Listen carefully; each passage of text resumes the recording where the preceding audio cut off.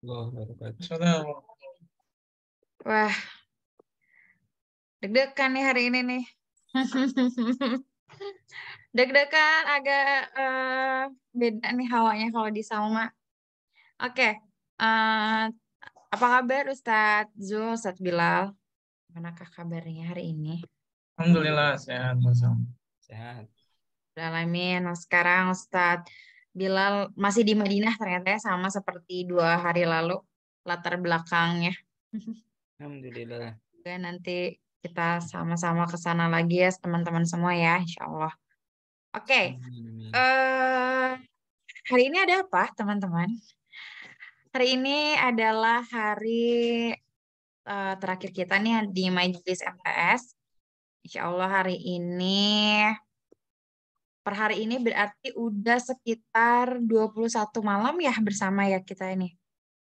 Insya Allah. Jadi udah selama dari awal Ramadan kita sama-sama belajar, sama-sama kita ingin tahu lebih banyak lagi, banyak ilmu yang didapat dari Ustadz Bilal, dari Ustadz Zul, bahkan dari teman-teman semua atas pertanyaannya. Dan Alhamdulillah jadi banyak belajar banget. Sama pribadi, terima kasih untuk Ustadz Zul dan Ustadz Bilal atas waktunya, atas ilmunya. Walaupun di masa pendidikan sama nih S1, S2 yang relate dengan ekonomi syariah, cuman nampaknya MTS ini adalah yang memang concern banget bahas akad. Jazakumullah khair Ustadz Zul dan Ustadz Bilal. Dan teman-teman semua, terima kasih atas partisipasinya selama ini, atas girohnya dalam menuntut ilmu. Semoga menjadi wasilah kebaikan dan kita saling ini yang memberi syafaat nanti di akhirat. Amin. Oke, kita ngapain ya, Ustadz Bilal, Ustadz Zul? Kita ini kali ya kilas balik apa aja sih sebenarnya yang udah kita pelajari nih dari beberapa hari ke belakang bersama ini. Teman-teman ada yang masih ingat, mungkin ada yang mau review dulu mungkin nih yang para teman-teman yang rajin-rajin, mungkin ada yang mau review atau ada yang mau nge-share materi apa sih yang paling berkesan banget gitu buat di sini di Muhammad Talk Show ini. Kalau nggak ada, baliklah kita jelas balik dulu aja. Oke, di pertemuan pertama Ramadan kemarin kita bahas terkait konsep dasar ya dari tujuan Muhammad Talk Show sendiri ini apa gitu. Kita membahas apa sih Islam itu gitu kan? Apa sih Islam way of life gitu? Gimana sih Islam ini adalah jalan kehidupan kita? Kemudian kita juga bahas terkait kaidah, kita belajar banget dari awal banget ya apa itu akad yang selama ini akad mungkin geng milenial taunya dari payung teduh aja ya akad payung teduh. Nah sekarang kita belajar akad di ekonomi syariah gitu bareng Ustaz dan Ustaz Bilal. Kemudian ada waat juga gitu kan terkait janji. Kemudian kita juga bahas terkait rukun dan syarat akad. Terus ada jenis-jenis akad juga itu ada tabaru, ada tijari. Kemudian ada kodifikasi akad, gitu kita belajar dari basic. Kemudian di pertemuan kedua kita juga belajar yang masih ingat terkait apa? Pertemuan kedua kita belajar terkait haram, maisir, qimar dan gharar itu adalah transaksi-transaksi basic yang memang dilarang sama syariah gitu. Kalau dulu kita mungkin ngehnya yang namanya haram itu cuma sekedar mengonsumsi babi gitu ya, ternyata ada banyak haram yang kita harus lihat gitu banyak dan ternyata banyak transaksi muamalah yang sebetulnya itu tidak dibolehkan gitu. Sebelum kita berlanjut ya di awal juga kita udah sama-sama tahu di mana konsep dari sebuah muamalah itu semuanya boleh gitu ketika asalkan belum ada yang kok sama jadi blank. Semua muamalah itu boleh sampai ada dalil yang melarangnya kayak gitu. Dan itu kebalikan dengan konsep ibadah di mana semua ibadah itu dilarang sampai ada dalil yang membolehkannya gitu. Terus di pertemuan ketiga kita juga bahas terkait riba, jenis riba, identifikasi transaksi, komoditi ribawi. Nah, di sini teman-teman di pertemuan ini salah satu pertemuan yang cukup membekas nih buat sama pribadi terkait riba ini karena kita belajar benar-benar dari apa itu riba, kemudian kita belajar juga komoditas ribawi yang ada 8. Terus kita juga bisa menerjemahkan ya yang mana termasuk dengan riba manfaat atau riba qard gitu. Terus dan pembagian-pembagian riba lainnya. Ini kalau misalnya teman-teman mungkin yang ketinggalan, menurut sama bab 3 ini adalah harus banget di rewatch karena ini akan sangat berkaitan dengan transaksi-transaksi lainnya gitu. Dan mungkin Jadi kita bisa lihat ya kalau misalnya ada satu postingan yang kayak, wah ini riba nih gitu. Kita bisa tahu kenapa itu disebut dengan riba. Terus keempat itu kita bahas terkait transaksi yang tidak diboleh, itu ada tadlis dan najash. Di mana di tadlis dan najash ini kita lebih aware lagi ya gitu ya buat teman-teman yang mungkin punya usaha gitu, bahwa ada transaksi-transaksi yang nggak diperbolehkan. Salah satunya adalah menipu, terus menyembunyikan aib-aib dari barang-barang. Gitu. Terus di pertemuan kelima nih, alhamdulillah kita belajar terkait jual beli murabahah nih, apalagi di zaman-zaman Lebaran ini ya, bukan cuma baca Qur'annya aja yang mungkin bertambah, mungkin kita juga belanjanya bertambah. Bahkan ada salah satu penelitian yang gimana transaksi ekonomi during Ramadan itu luar biasa perputaran ekonominya gitu ya. Jadi memang terdistribusi dengan baik. Jadi kita belajar terkait belanja waktu itu ya, murabahah atau jual beli. Terus di pertemuan selanjutnya kita belajar terkait salah satu akun turunan dari jual beli, itu adalah salam dan ijazah. Terus di pertemuan 7 kita juga belajar terkait akad sewa menyewa. Di mana di sini kita terkait juga ya gimana apa sih sewa menyewa gitu, bagaimana ujrah dari sewa menyewa. Terus di pertemuan selanjutnya kita juga belajar terkait akad jualah dan samsaroh. Nah, siapa yang ingat jualah? Di sini pertanyaan sama ingat banget salah satunya terkait gimana sih akad dari seseorang yang bekerja kontrak di perusahaan. Samsara itu sifatnya adalah calo. Terus selanjutnya kita belajar terkait akad-akad kemitraan. Itu ada mudharabah musyarakah. Perlu diingat teman-teman, salah satu yang membedakan antara ekonomi konvensional dan ekonomi syariah itu adalah di mana ekonomi syariah itu kita fokus dan sangat berkaitan dengan ekonomi real gitu. Dan di akad mudharabah musyarakah itu salah satu transaksi yang memang kita tuh uang itu bukan kepemilikan di satu orang aja gitu, di satu bangsa aja gitu. Bahkan kayak mungkin teman-teman suka dengar yang kaya makin kaya, miskin yang miskin makin miskin. Nah, ini dengan salah satu konsep musyarakah atau mudharabah ini adalah salah satu distribusi kekayaan, di mana pemilik dana itu bisa bertemu dengan yang memang ahlinya. Terus kita juga di pertemuan ke-12 belajar terkait akad-akad tabaru'ah ya, itu ada qard, ariyah, dan wadiah.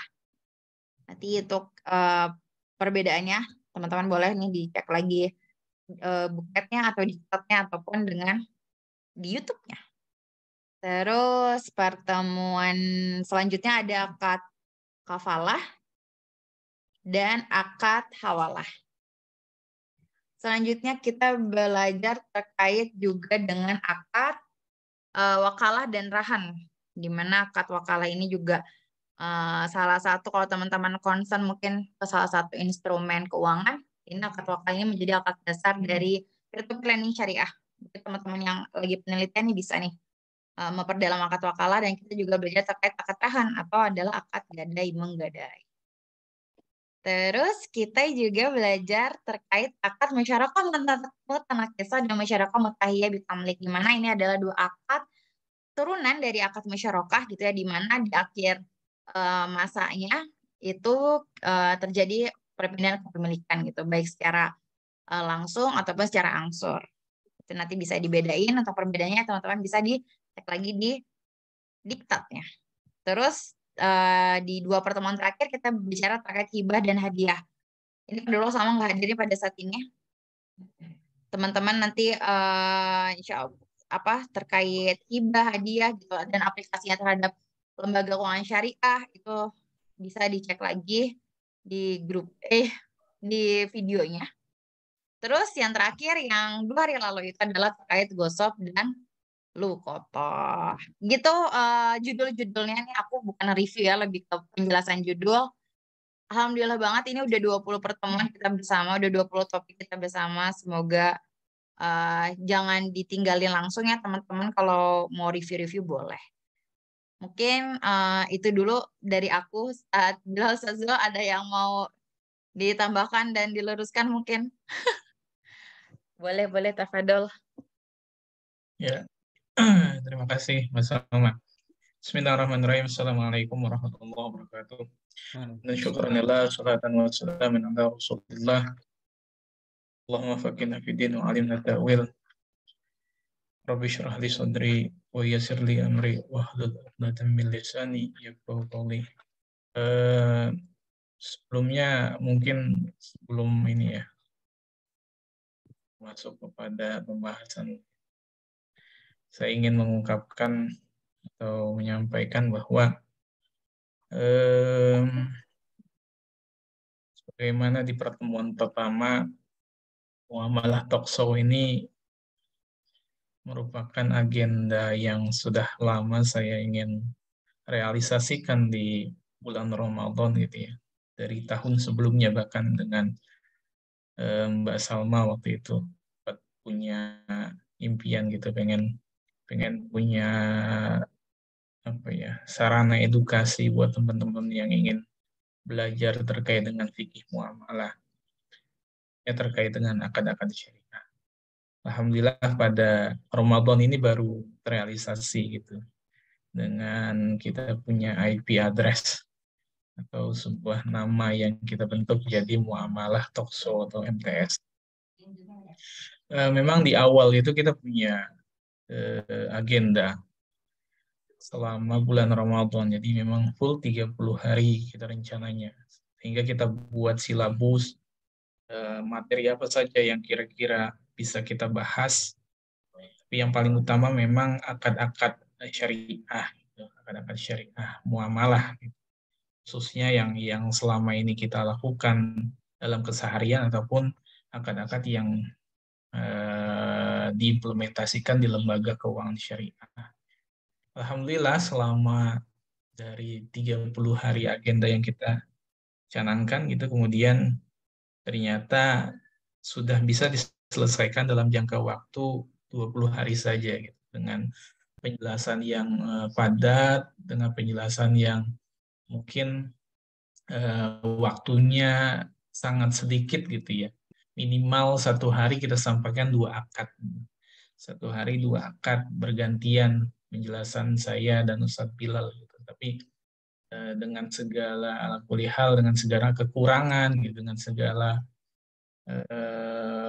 keterbatasan waktu yang ada, insya Allah sih memberikan manfaat buat teman-teman. Karena memang apa ya, perkara fikih muamalah, perkara transaksi berdasarkan akad syariah itu memang kita masih sangat kecil ya, literasinya masih sangat kurang. Masih banyak orang-orang yang belum paham apa itu akad-akad syariah, transaksi syariah itu seperti apa yang sesuai dengan prinsip muamalah gitu. Karena memang kecenderungan edukasi atau pendidikan yang ada di Indonesia khususnya, baik itu di pendidikan umum ataupun pendidikan madrasah syariah gitu, Pak. Pendidikan sekolah-sekolah Islam itu memang masih sangat minim untuk pembahasan fikih muamalah khususnya. Masih berkutat rata-rata kepada fikih ibadah. Jadi terkait masalah ibadah itu yang masih dominan gitu. Ini baru belakangan, mungkin baru tahun-tahun kebelakangan ini saja baru ada pembahasan fikih muamalah dan akad syariah. Tapi sebelumnya itu memang sangat jarang gitu. Termasuk di dunia pesantren sendiri. Jadi pesantren itu lebih umumnya kepada masalah ibadah atau akhlak gitu kan. Sementara masalah muamalahnya masih sangat minim. Paling ketika kita masuk ke perguruan tinggi baru dikenalkan itu apa, muamalah itu apa, fikih muamalah itu apa gitu. Dan transaksinya itu. Gitu. Nah, ini kan yang menjadi PR sebetulnya. Orang jadi taunya itu halal haram itu cuma masalah makanan saja. Ini masalah haram itu ya ketika kita tidak makan barang yang secara zat itu haram gitu, yang sudah kita bahas di pertemuan ketiga tentang halal dan haram. Jadi halal haram itu kan ada yang secara zat memang haram, seperti yang disebutkan dalam Quran dan hadis, itu binatang-binatang yang secara zat haram gitu. Kemudian ada yang selain zat. Nah, yang selain zat itu yang rata-rata kita nggak tahu. Gitu. Nggak tahu apakah transaksi yang mengandung najas, transaksi yang mengandung tadlis, itu kan orang nggak tahu. Kemudian belum lagi dengan perkara-perkara yang masalah riba. Riba ini yang sering orang cuma tahu namanya saja, tetapi prakteknya itu kadang-kadang nggak ngerti. Contoh yang paling kecil itu masalah tukar uang. Tukar uang itu kan sering kita lakukan di hari-hari menjelang Ramadan, menjelang Idul Fitri untuk tukar uang baru. Nah, itu bisa jadi menjadi transaksi yang ribawi kalau memang transaksinya tidak sesuai dengan ketentuan syariat. Selama ini kita tukar uang, kemudian kita berikan kelebihan. Nggak tahu itu bahwa transaksi itu riba, anggapnya biasa saja. Nah, ini kan kita sudah pelajari sehingga teman-teman tahu. Kita pelajari kemarin ada barang-barang riba, komoditas ribawi itu ada 6. Bagaimana cara bertransaksi ketika kita menggunakan barang-barang ribawi itu. Emas termasuk juga barang ribawi. Bagaimana ketika kita jual beli emas? Syaratnya gimana gitu. Itu kan kita pelajari. Nah, dengan kita tahu itu, maka kita insya Allah mudah-mudahan termasuk orang yang terhindar dari transaksi yang ribawi itu. Jadi saya sendiri ngucapin terima kasih buat teman-teman yang sudah istiqomah untuk untuk belajar. Kita sama-sama belajar dari mulai hari pertama sampai hari ke-21 itu kita. Ya meskipun dalam keadaan ngantuk. Ngantuk itu bukan cuma teman-teman saja yang ngantuk sebagai pendengar, tetapi kami juga sebagai pemateri juga ngantuknya luar biasa, capeknya luar biasa. Di mulai dari menyiapkan materi itu butuh waktu dan butuh tenaga. Kemudian dengan agenda-agenda lain seperti kita juga kesehariannya tentu kan kerja ya. Kerja dari pagi sampai sore. Tapi kita selingi itu di waktu zuhur untuk nyiapin materi. Bahkan setelah itu kita juga nyiapin materi. Itu capek banget, apalagi stripping gitu. Ada rasa-rasa kayak futur tuh, males tuh ada, karena memang manusia gitu kan. Capek, ngerasa capek, ada rasa males. Tapi satu semangat kita tuh, semangat anak pribadi itu bahwa kita tuh punya tugas gitu. Punya tugas secara pribadi untuk menyampaikan. Orang yang memiliki ilmu kan ada tugas untuk menyampaikan. Nah, itu yang menjadi pemacu gitu. Jangan sampai kita punya ilmu tapi nggak kita amalkan. Kemudian juga ada tugas lain bahwa kita sebagai seorang muslim itu terkait dengan harta itu akan ditanyakan 2 perkara. Kalau terkait masalah harta itu ditanya dari mana kita dapatkan dan kemana kita salurkan. Itu tugas lain yang harus kita sampaikan kepada seluruh orang muslim bahwa yang berkaitan dengan harta itu ya mereka harus tahu bagaimana mereka cara mendapatkan dan bagaimana mereka menginfakkan, menyalurkan. Itu tugas yang penting buat seorang mubalik ya, seorang dai, menjadi tugas besar. Maka ketika kami sudah menyampaikan, ya pas tanggung jawab kami gitu. Tinggal teman-teman bagaimana mengimplementasikan. Karena masalah harta itu kan bukan cuma apa yang kita makan gitu. Apa yang kita berikan. Berikan ke siapa? Berikan ke keluarga kita. Sampai barang-barang harta-harta yang kita hasilkan itu dari sesuatu yang tidak halal. Kemudian kita berikan kepada orang-orang tersayang, kepada anak, kepada suami, kepada istri. Nah, kalau dari hal yang haram kan itu menjadi nutfah, menjadi darah. Gitu. Nah, itu mengalir ke dalam darah dari harta-harta yang tidak jelas, yang haram. Nah, kalau sudah kita sampaikan, kita ajarkan, ilmunya sudah ada, Jadi bisa dipraktekkan dan tahu, bisa mengidentifikasi, oh ini transaksinya boleh, oh ini transaksinya tidak boleh. Saya kira itu. Jadi dan terakhir juga saya mohon maaf ya, selama mungkin interaksi memberikan penjelasan dengan ada penjelasan yang kurang jelas, bahasanya juga kurang tertata, kurang baik dalam penyampaian, ya mohon dibukakan pintu maaf yang seluas-luasnya gitu. Semoga semoga ini menjadi amal jariah saya, yang jariah kami ya gitu. Ya, teman-teman dapat ilmu yang sedikit yang kita berikan, teman-teman juga bisa menyampaikan kepada yang lain gitu. Dan itu menjadi ilmu yang bermanfaat. Itu aja dari saya, mungkin Ustaz Bilal ada tambahan. Nanti ada tanya jawab ya, Mbak Salma. Jadi kalau ada yang mau ditanyakan sekiranya ada yang belum paham dan masih mengerja, boleh ditanyakan di sesi ini terakhir ya. Nanti ada juga kuis terakhir juga, Ustaz Bilal. Iya, iya. Jadi saya itu aja. Padahal Ustaz Bilal kalau ada. Baik. Ini free ya, jadi nggak ada materi secara khusus. Assalamualaikum warahmatullahi wabarakatuh. Waalaikumsalam warahmatullahi wabarakatuh. Bismillahirrahmanirrahim. Alhamdulillahirabbil alamin. Wassalatu wassalamu ala asyrafil anbiya'i wal mursalin. Nabiyina Muhammadin wa ala alihi wa ashabihi wa man tabi'ahum bi ihsanin ila yaumiddin. Amma ba'd. Ya, mungkin sedikit menyampaikan pesan dan kesan sebagaimana tadi Ustadz Zul. Ya, jadi di antara pengorbanan kita memang seperti kata Ustadz Zul tadi, kita juga ada kesibukan sehari-hari seperti itu ya, kita kerja juga, kemudian juga ini di bulan Ramadan gitu, kita pengen juga memaksimalkan ibadah-ibadah lain seperti membaca Al-Quran misalnya, maka kalau tidak ada kegiatan ini saja kita sudah coba korbankan waktu istirahat kita gitu. Nah, ditambah lagi dengan kegiatan ini di mana kita harus mempersiapkan materi, kemudian juga pengen tadinya memperbanyak bacaan Al-Quran dan ibadah lainnya, maka ya itu pengorbanan yang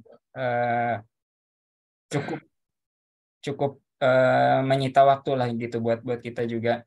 Namun ya alhamdulillah atas keistiqomahan teman-teman itu dapat menghibur kami gitu untuk tetap semangat ya, minimal yang hadir nggak pernah sampai di bawah 10 seingatannya. Nggak pernah sampai di bawah 10 yang hadir. Ya tadi seperti kata Ustadz Zul juga termasuk ngantuk ya. Anak pribadi juga merasakan itu, apalagi tarawih 20 rakaat itu ngantuk-ngantuk biasanya. Kita misalnya sore udah mandi, kemudian terus sampai tarawih gitu, pulang tarawih ya kadang anak hidupin dulu morotalnya, anak menghilang dulu, mandi dulu baru balik lagi gitu ya. Jadi memang gitu cara ngilangin ngantuknya gitu, karena memang siang kita kerja ya, otomatis kita bangun seperti itu aktif, nggak bisa istirahat gitu. Ala kulihal, kemudian berkenaan dengan topik muamalah, ini memang seperti kata Ustadz Zul tadi juga, memang masih kurang gitu perhatian masyarakat gitu. Mungkin masyarakat sudah mulai aware dengan anti pacaran, kemudian tentang tercelanya free sex atau zina seperti itu.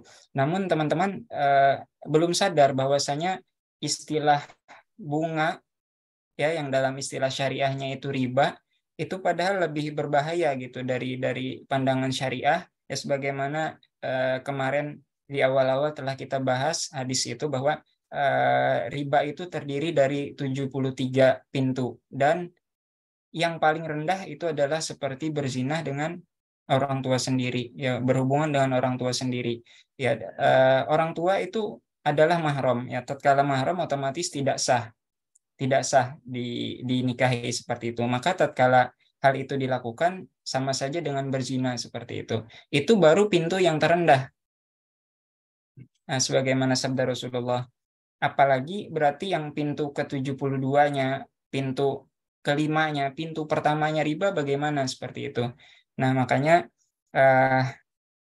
kemarin juga Ana sama Ustadz Zul sempat kita ada kerjaan seperti itu, bertemu dengan salah satu motivator muda ya terkait pranikah ya, anti pacaran seperti itu, single lillah. Kita cukup kagum dengan hadirin yang hadir sampai 300-an sampai 500-an ya Ustadz Zul waktu itu di Cirebon itu. Ya itu orang-orang alhamdulillah udah pada aware terkait menjauhi pacaran dan zina seperti itu. Namun ya kita bilang ya ini medan kita Ustaz Zul, kalau motivator itu perannya di bidang itu, ya kita juga punya peran kita gitu. Yang penting kita punya kontribusi buat umat Rasulullah Shallallahu Alaihi Wasallam. Ya itu mungkin sama. Oke. Baik, Ustaz Zul, Ustaz Bilal, memang ya kita berdakwah di porsi masing-masing ya, dengan ilmunya masing-masing itu. Kita bertanggung jawab atas hal yang udah Allah kasih masing-masing. Sama satu lagi, satu kegiatan yang sama selipin during Ramadan adalah membuat tesis. Ini memang perhatian. Karena ini kita sudah tingkat akhir ya, teman-teman, mohon doanya bagi kita agar dimudahkan. Oke. Mungkin dari teman-teman ada yang mau, enaknya kita memberikan pesan dulu atau kita balesin dulu pertanyaan yang udah masuk di Slido ya? Ada beberapa pertanyaan sebetulnya yang masuk di Slido dan yang dijawab ke aku juga ada. Baiknya mungkin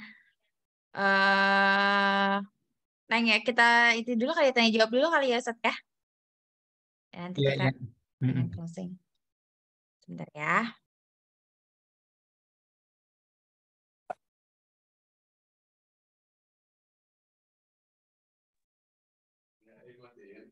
Ya. Oke, kita lihat Slido.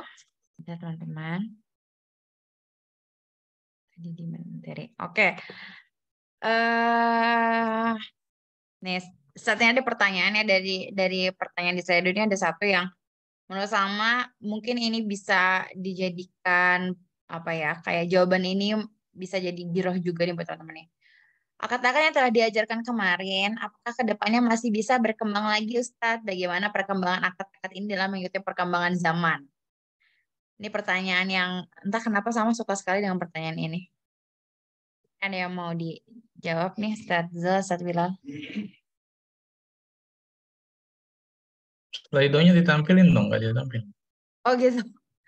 Tapi slido-nya tercampur Ustadz sama yang materi sebelum ini. Ya. Akad-akad yang sudah kita ajarkan itu kan akad-akad dasar di dalam transaksi muamalah, transaksi atau bermuamalah ya, itu kan ya transaksi dari zaman Rasul sampai zaman sekarang itu memang transaksi cuma 3. Di antaranya adalah jual beli, kemudian sewa menyewa, atau berbagi hasil kemitraan. Dari dulu itu seperti itu. Gitu. Maka kemarin itu yang sudah kita pelajari ya terkait dengan transaksi itu gitu. Jadi yang selama ini kita pelajari nanti kan ada cabang-cabangnya tuh, dari jual beli apa saja, sewa menyewa apa saja, terus berbagi hasil kemitraan itu apa saja. Berkembang pasti akan berkembang, tapi tidak akan jauh dari situ gitu. Berkembang cuma dalam bentuk nama istilah lain, tapi transaksinya akan tetap sama. Katakan misalnya contoh sekarang istilah dan istilahnya saja yang beda, namanya saja sama, sedikit konsepnya yang sedikit mungkin dirubah, sedikit berbeda, tetapi akadnya itu kita bisa identifikasi ini masuknya ke ranah. Makanya kemarin kita ajarkan tuh akad jual beli, contohnya begini, maka masuknya akadnya begini. Sewa menyewa berarti dia jual beli jasa, kriteria sewa menyewa kayak apa. Terus akad-akad yang jasa itu apa saja selain sewa menyewa yang ijaroh, ada misalnya samsaroh, ada misalnya jualah. Jadi dari dulu sampai sekarang itu sebetulnya transaksi itu ya tidak lepas daripada yang namanya jual beli. Kemudian sewa menyewa. sewa jasa, dan kita bermitra. Gitu kan. Cuma istilahnya saja yang berbeda. Misalnya referral marketing, itu kan bahasa sekarang. Kalau dulu nggak ada istilah itu. Tapi ada istilahnya dalam syariah namanya jualan. Kemudian kayak calo, gitu kan, perantaraan, keperantaraan. Itu kan istilahnya baru sekarang itu. Ya, calo, makelar, gitu kan istilah-istilah yang memang ya sekarang gitu. Tetapi kalau kita lihat di syariahnya ternyata ada samsaro. Itu kan calo. Jadi sebetulnya transaksi yang ada kekinian itu representatif ya terhadap transaksi yang dari dulu itu sudah ada, cuman namanya aja yang berbeda. Jadi kalau kita sudah punya dasar, tahu akad-akad muamalah, kita bisa menilai nih. Oh iya, ini ternyata akadnya adalah jual beli jasa, maka masuknya ke ini. Karena penting dasarnya dulu kita kasih. Gitu. Kalau sudah dasarnya udah tahu, kita bisa bisa memutuskan, oh ini akadnya begini, maka kriterianya begini, rukunnya begini. Masuk juga larangan. Kemarin kenapa kita kasih bab masalah larangan dalam jual beli apa saja? Karena nanti kita bisa mengidentifikasi, misalnya ada satu transaksi yang kekinian, populer gitu, kontemporer, kita lihat transaksi ini mengandung horor nggak? Transaksi ini mengandung maisir nggak? Judi nggak? Atau transaksi ini mengandung tadlis nggak? Makanya kita kasih pengertian tadlis itu begini, horor itu ini, dan horor itu bisa muncul dalam indikator apa saja gitu. Nah, itu maksudnya biar teman-teman tuh bisa bisa juga nanti memahami sebuah transaksi yang baru nanti apakah dia halal atau tidak dari apa basic yang sudah kita berikan itu. Jadi pasti akan berkembang dalam dunia muamalah itu pasti akan berkembang karena memang ranahnya muamalah itu kan inovatif. Orang itu boleh melakukan inovasi, tetapi inovasi itu tidak boleh keluar dari jalur syariah. Nah, kalau kita sudah belajar fikih muamalah, kita tahu apa yang boleh dan apa yang tidak boleh. Kira-kira itu, Mas. Baik, Ustaz. Dari Ustaz Bilal ada tambahan? Ya, terkait perkembangan akad, seperti sudah dijelaskan oleh Ustaz Zul, memang umumnya teknisnya saja sebenarnya yang berubah-ubah atau penamaannya atau diperbaharui caranya seperti itu. Dimana kalau dulu orang jualan ya sebagai calo atau simsar itu di dunia nyata, nah sekarang sudah bisa lewat elektronik, kemudian istilahnya jadi berbagai macam seperti itu. Ada affiliate, ada referral, itu hanya istilah-istilah saja.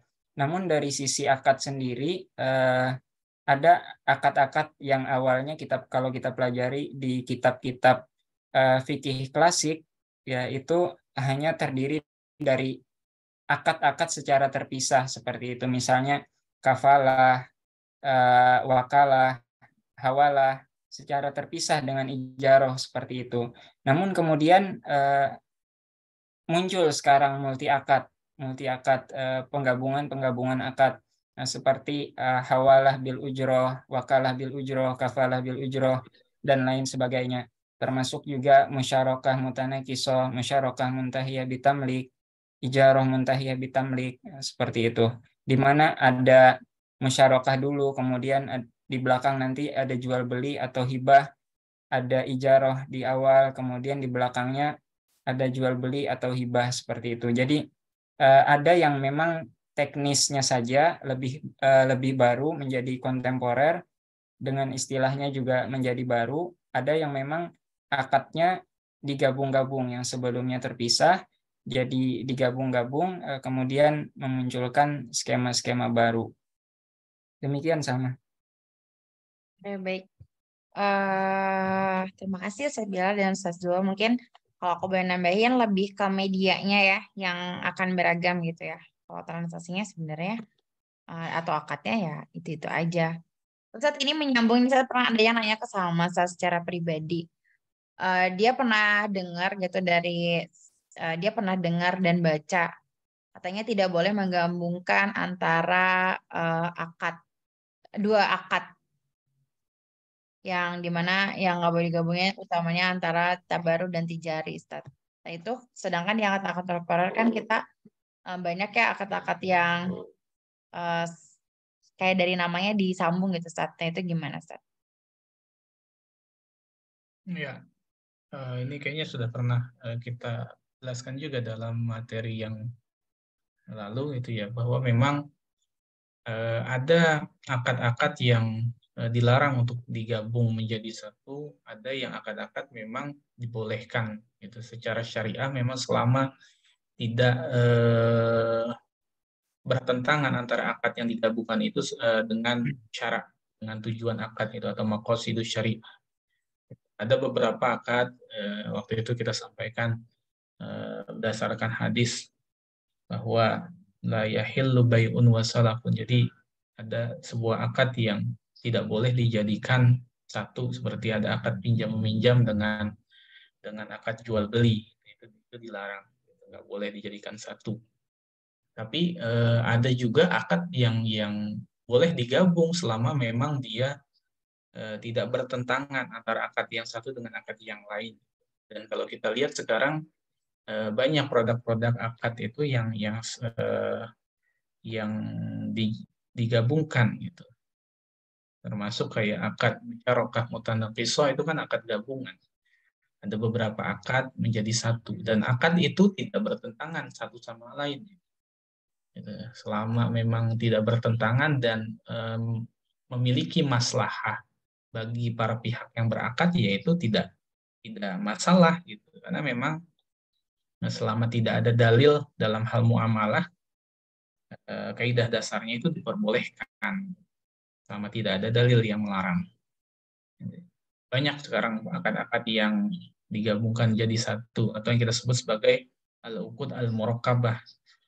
Ada akad musyarakah mutanaqisah, akad muntahiyah bitamli, terus ada akad apa?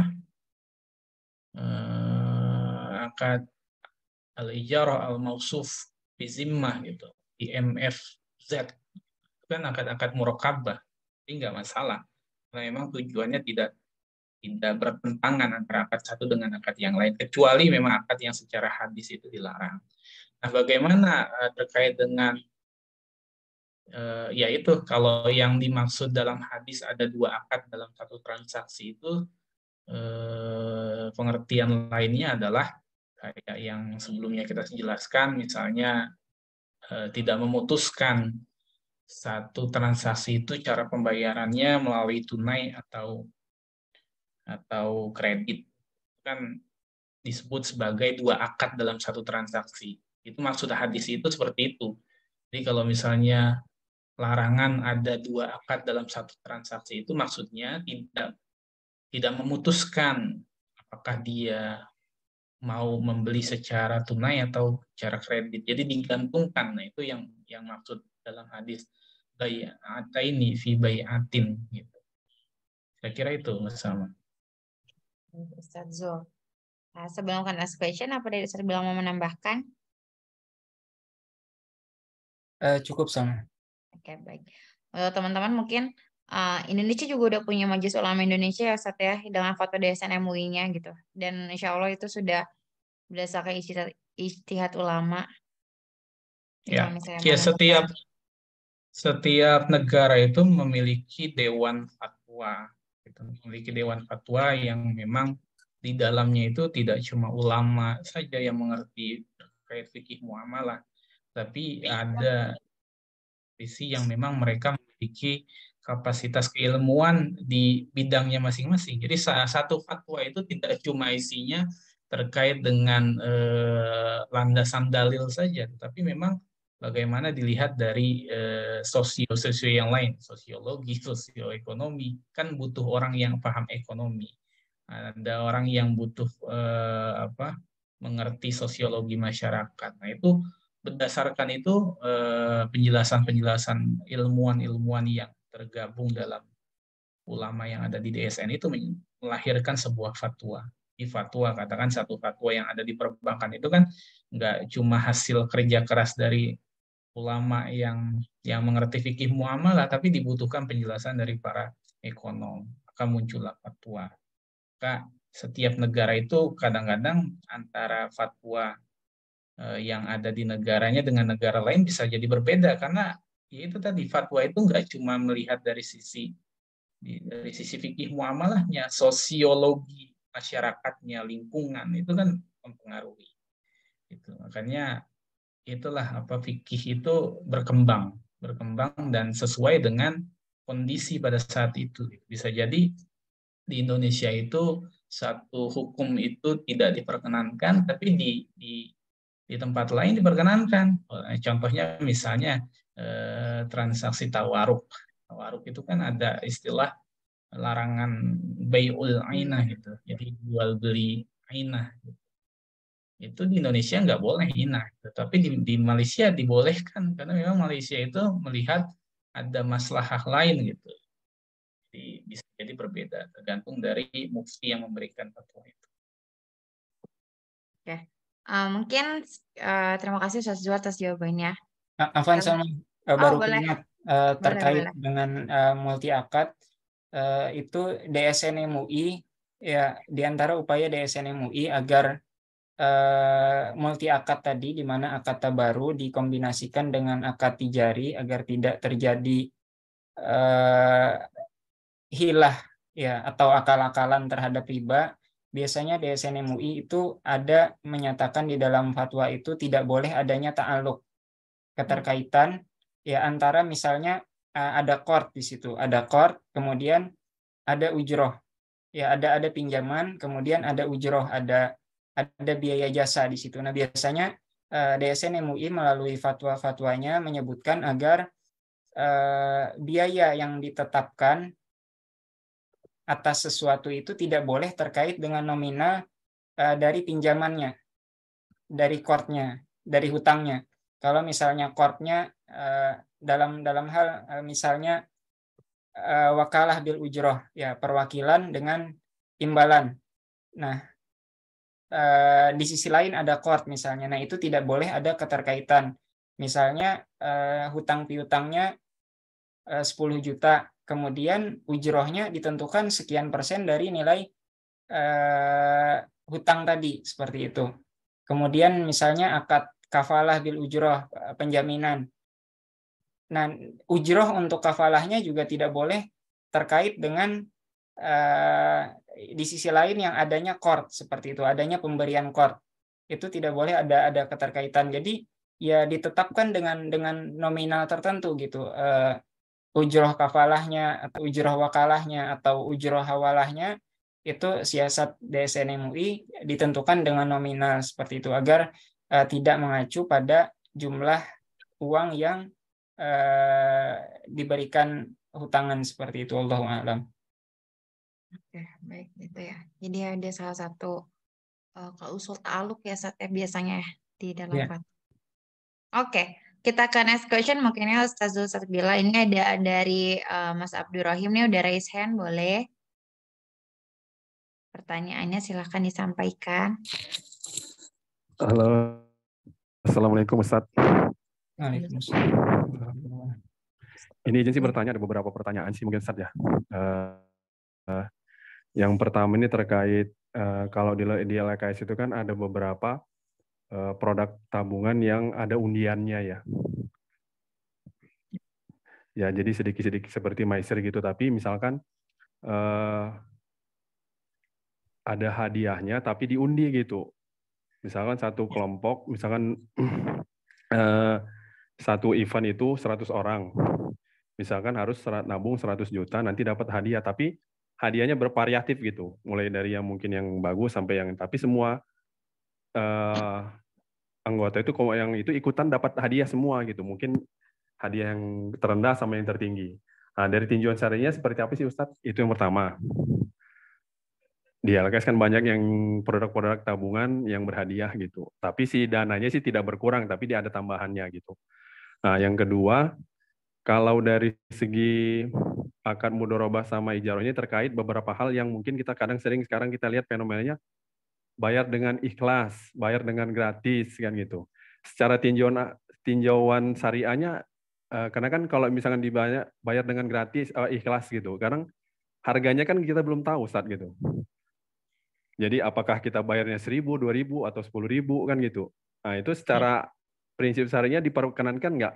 Karena kan kalau masih ikhlas ini kan belum tentu dari segi penjual mungkin kalau dibayar mahal alhamdulillah. Dari segi pembeli kalau bayar mahal ya mungkin rugi kan gitu. Nah itu tinjauan syariahnya bagaimana Ustaz? Baik. Makasih Pak Abdul Rahim pertanyaannya. Yang pertama, terkait dengan hadiah di lembaga keuangan syariah, itu sudah ada fatwanya di 86. Jadi kalau tidak salah fatwa 86. Koreksi Ustaz bila kalau salah ya. Ingat saya 86. Jadi hadiah dalam penghimpunan dana lembaga keuangan syariah itu diatur. Jadi lembaga keuangan syariah, bank syariah itu ketika memberikan sebuah gimmick itu harus mengikuti fatwa itu. Kenapa fatwa itu lahir? Karena memang secara market, bank sebagai lembaga keuangan tentu kan lembaga bisnis gitu, yang bersaing dengan lembaga keuangan non syariah, lembaga keuangan konvensional. Ya sebagai lembaga bisnis tentu bank syariah juga kan mencari profit, keuntungan sama dengan lembaga keuangan konvensional. Nah dalam prakteknya di lembaga keuangan konvensional kan ketika dia menghimpun dana, mereka memberikan gimmick-gimmick berupa hadiah, berupa cashback dan lain sebagainya gitu. Nah, bagaimana di syariah? Ya di syariah juga tentu dalam tataran persaingan, kemudian dalam tataran mentasji itu menstimulus bahwa agar orang-orang yang awalnya dia menabung di bank konvensional, kemudian dia mau berhijrah ke lembaga keuangan syariah yang secara akad itu sesuai dengan syariah. Nah, di dalam Fatwa 86 itu dijelaskan kalau bank syariah dalam penghimpunan dana itu kan ada 3 produk. Ada produknya produk tabungan, ada produk giro dan deposito. Sama juga secara konvensional juga produknya itu. Tapi yang membedakan adalah akadnya. Nah, di dalam ketika produk itu kan dalam penghimpunan dana itu ada 2 akad, ada 2 jenis akad yang digunakan, yaitu akad wadiah dan akad mudharabah. Kita sudah bahas sebetulnya ini di pembahasan terkait dengan akad wadiah dan akad mudharabah tabungan gitu. Saya jelaskan lagi sedikit. Nah, kalau akad wadiah itu adalah akad titipan. Tetapi karena yang dititip ini adalah uang, maka prinsipnya adalah ketika nasabah menabung itu dengan akad wadiah itu prinsipnya adalah nasabah sedang memberikan pinjaman kepada bank. Jadi kita kemarin sudah belajar akad pinjaman itu adalah dalam bentuk uang itu adalah hutang piutang.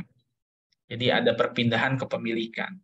Nah, di fatwa ini 86 dijelaskan kalau misalnya akadnya wadiah yang esensinya adalah akad pinjam meminjam, maka tidak boleh ada tambahan atau manfaat. Nggak boleh ada manfaat atau tambahan. Jadi kalau misalnya bank syariah itu memasarkan produknya adalah produk yang akadnya wadiah, baik itu tabungan ataupun giro, ada wadiah tuh kalau giro sama tabungan tuh wadiah, kalau deposito pasti mudharabah karena investasi. Tapi kalau misalnya giro itu bisa mudharabah, bisa wadiah. Jadi tabungan atau giro yang menggunakan akad wadiah, jika bank syariah ingin memberikan hadiah, maka harus mengikuti ketentuan fatwa 86. Pertama adalah diantaranya tidak boleh dalam bentuk uang. Jadi kalau ada hadiah uang, itu nggak boleh tuh secara syariah boleh. Karena nanti cenderung kepada kayak konvensional. Jadi ada cashback uang. Nanti bisa juga ada konflik of interest karena kayak seperti riswah, suap menyuap gitu kan, untuk mendapatkan dana yang banyak dia kasih duit gitu kan, itu prakteknya kan ada mirip seperti riswah, maka dibatasi oleh fatwa nggak boleh dalam bentuk uang. Atau karena tadi akadnya qard, pinjam meminjam, maka kalau ada tambahan uang cashback berupa uang gitu, maka nggak boleh, dibatasi fatwa, nggak boleh dalam bentuk barang.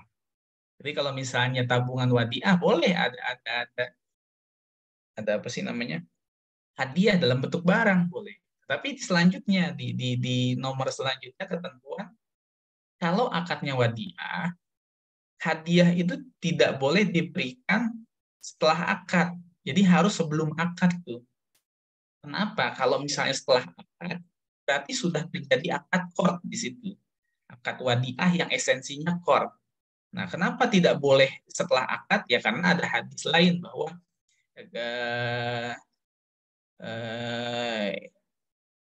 saya lupa istilah hadisnya, maksudnya matan hadisnya, tetapi apabila kalian memberikan qard kepada orang lain, kemudian kalian ditawarkan untuk menaiki tunggangan atau menerima hadiah, maka tolaklah, kan itu bahasa hadisnya kira-kira begitu esensinya. Nah, itu seperti itu maksudnya, kalau misalnya dikasih tambahan, dikasih hadiah, ya jangan dikasih, jangan diterima gitu. Atau dengan kaidah kullu qardin jara manfaatan fahuwa riba. Jadi kalau ada sesuatu pinjaman yang melahirkan manfaat itu kayak hadiah, gitu, maka riba. Nah, fatwa mengkonstruksikan kenapa hadiah itu harus diberikan sebelum akad, karena itu hadiahnya itu ya hanya boleh diberikan sebelum akad, karena sudah akad maka masuk kepada manfaat gitu, makanya diberikannya harusnya belum akad kalau terkait akad wadiah. Nah, itu terkait dengan akad, kalau tabungannya adalah tabungan wadiah. Jadi sudah ada batasan fatwa yang mengatur itu. Nah, bagaimana misalnya tabungannya adalah tabungan mudharabah atau deposito mudharabah yang biasanya lembaga keuangan syariah juga memberikan hadiah gitu. Nah, kalau tabungannya mudharabah itu masih lebih aman karena dia bukannya akadnya pinjaman. Kalau pinjaman itu terbelenggu atau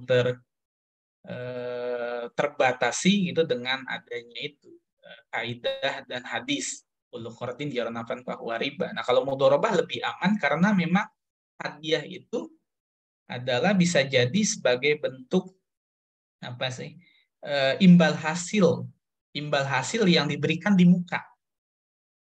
Imbal hasilnya diberikan di muka. Jadi kalau misalnya ada tabungan mudharabah dapat handphone di depan, itu nanti syarat imbal hasil yang diberikan di muka.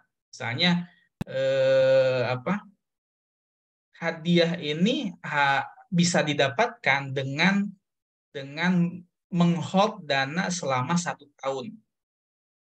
Itu sebetulnya itu bagi hasil kita yang sudah diperhitungkan oleh bank bahwa selama 1 tahun ini biasanya berdasarkan historical transaksi bank itu mampu menghasilkan sekian juta, maka dikonversi dalam bentuk barang gitu.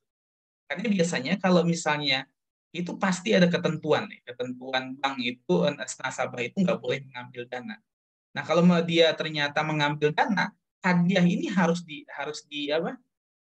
dikonversi, harus dibalikan, harus dihitung gitu dari nanti hasil dana yang sudah dijalankan menghasilkan berapa, baru dikonversi. Kalau misalnya dia ternyata kurang setelah barang itu ditaksasi berapa, kan sudah jelas tuh barangnya harganya berapa hadiahnya. Nah, dananya ternyata di break selama 8 bulan. Nah, nanti dihitung tuh selama 8 bulan itu menghasilkan berapa, tinggal di netting aja kurangnya berapa gitu. Intinya kalau mudharabah itu hadiah itu sebagai uang muka imbal hasil gitu. Tapi nanti di akhir tetap memperhitungkan imbal hasil itu. Misalnya lebih besar dari hadiah itu, imbal hasilnya pasti akan mendapatkan imbal hasil yang masuk ke rekening kita selain daripada hadiah itu, selain dari hadiah itu gitu. Saya kira itu. Jadi kalau mudharabah lebih aman. Kalau wadiah itu ya tadi harus mengikuti ketentuan fatwa. Dua-duanya harus mengikuti ketentuan fatwa. Tapi kita lihat dulu akadnya apa nih? Akadnya mudharabah atau wadiah. Kalau wadiah, ya tadi kita sebagai nasabah, kalau misalnya hadiah itu diberikan setelah kita buka rekening, maka dia melanggar fatwa. Nggak boleh, fatwanya harus hadiah itu diberikan sebelum kita buka rekening. Jadi misalnya ada nasabah yang lagi didekati oleh oleh marketing gitu, Pak, kita punya tabungan wadiah, buka rekening di kita gitu. Kita punya hadiah gitu. Ya hadiah itu diberikan sebelum buka rekening. Artinya kita terima hadiahnya, kita mau buka atau enggak ya harusnya nggak berkaitan dengan pembukaan rekening itu sih. Yang pertama. Yang kedua itu terkait dengan apa tadi? Imbalan, ujroh yang nggak jelas. Ujroh nggak jelas atau harga yang nggak jelas. Ini ujroh atau harga, saya anggap bahwa akadnya adalah jual beli lah, baik itu jual beli jasa atau jual beli barang. Jadi kalau ujroh itu berarti kan jual beli jasa, kita nyewa sewa atau mempekerjakan seseorang. Nah, baik di dalam akad ijarah atau akad jual beli itu kan ada rukun dan syarat.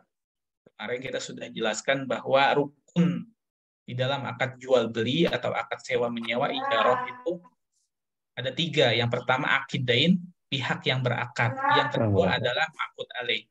Maqud alaih itu adalah barang yang diperjualbelikan termasuk.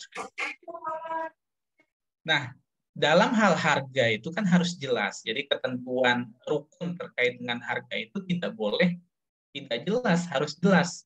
Akad sewa, sewanya berapa? Nggak bisa seikhlasnya. Sewanya berapa? Itu harus jelas.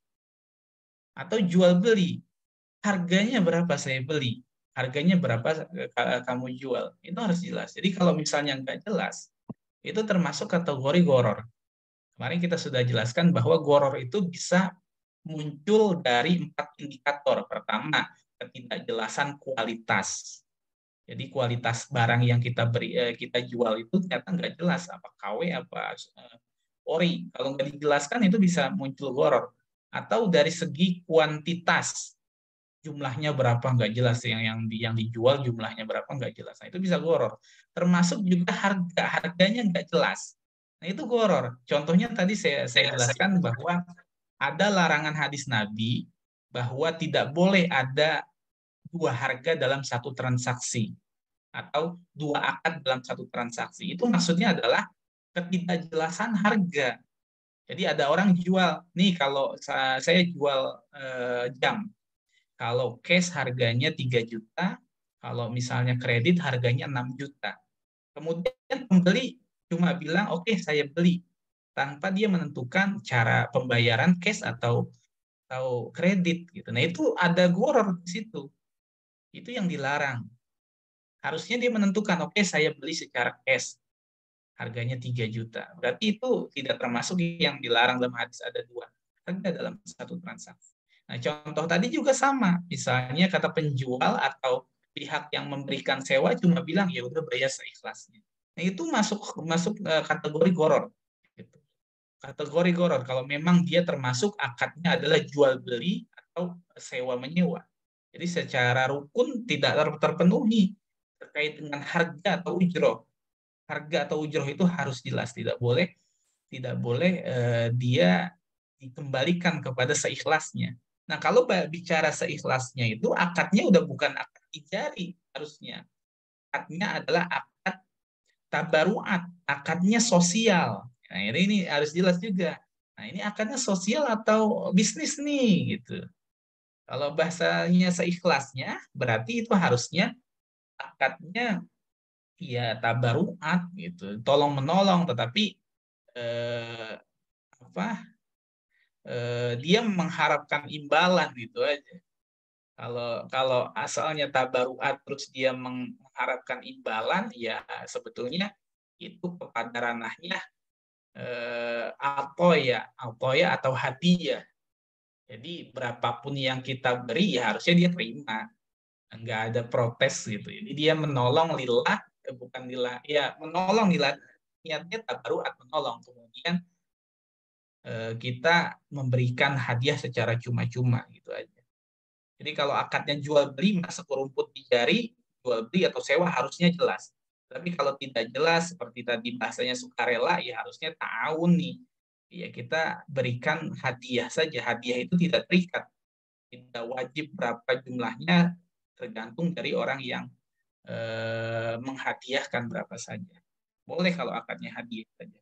Tapi kalau akadnya tijari, itu nggak sah akadnya. Itu kira-kira Pak Abdurrahim. Anak pengen komen dulu, Ustaz, menambahkan yang poin pertama tadi terkait undian, yaitu udah kita bahas kemarin di bahasan hibah dan hadiah. Itu udah kita bedah fatwa nomor 86. Di fatwa disebutkan tidak masalah dengan penentuan hadiah atau penentuan pemenang itu dengan cara undian, ya, karena itu hanya cara ini saja, cara menentukan pemenang, bukan seperti judi yang mana kalau judi kan satu pihak menang, pihak lain itu hilang gitu uangnya gitu. Jadi berbeda.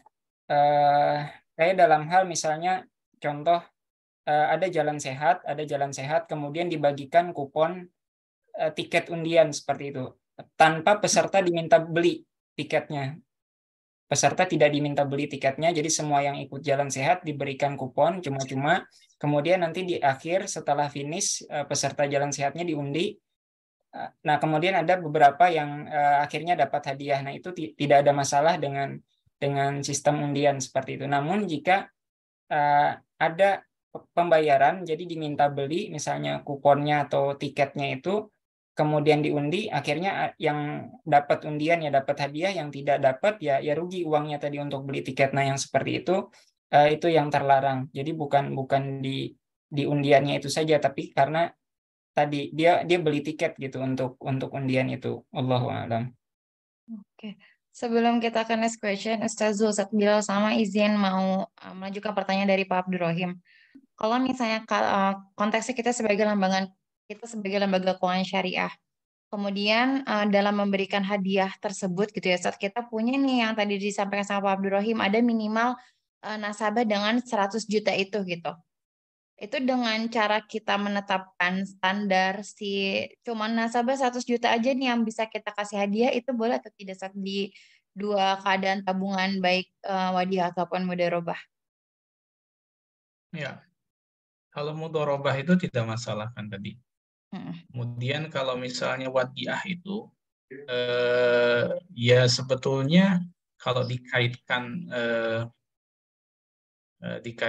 dengan akadnya qard itu bisa terkena bahwa si bank itu kan mengambil manfaat dari jumlah dana yang dipatok gitu kan. Harusnya kalau melihatnya dari sisi itu juga kena manfaat. Tetapi kalau melihat dari sisi bahwa akadnya hadiah itu kan boleh bersyarat. Misalnya, saya bilang kepada Mbak Salma, kalau Mbak Salma nanti juara kelas, maka saya berikan hadiah mobil. Itu kan hadiah bersyarat. Apakah boleh? Boleh. Jadi saya memberikan syarat bahwa dengan syarat tertentu saya akan berikan hadiah. Kalau misalnya Mbak Salma tidak memenuhi kriteria itu, ya nggak berhak atas hadiah yang saya janjikan kan gitu. Termasuk juga dalam hal itu, bank boleh saja memberikan syarat bahwa bank akan memberikan hadiah terhadap nasabah yang masuk dalam kriteria, katakannya dananya ada 100 juta, maka dia akan mendapatkan 1 poin. Gitu. Nah, nanti poin itu bisa diundi dengan cara qur'ah, itu boleh saja.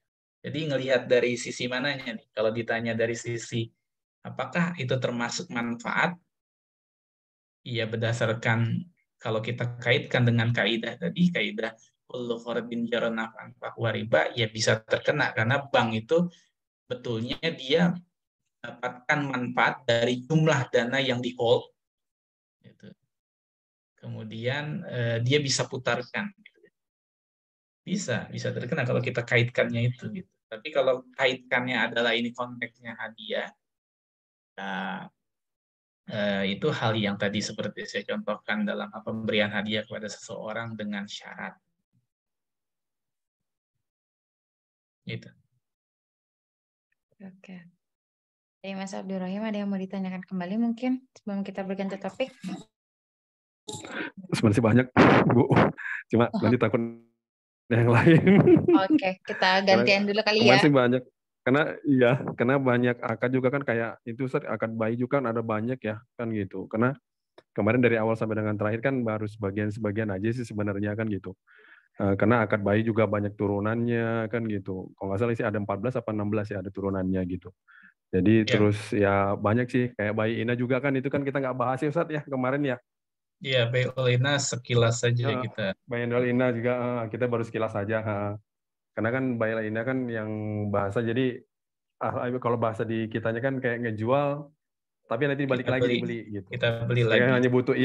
Dia hanya butuh uang tapi ya udah sok ganti ini saya jual barangnya nanti saya beli lagi tapi dia dapat uang gitu.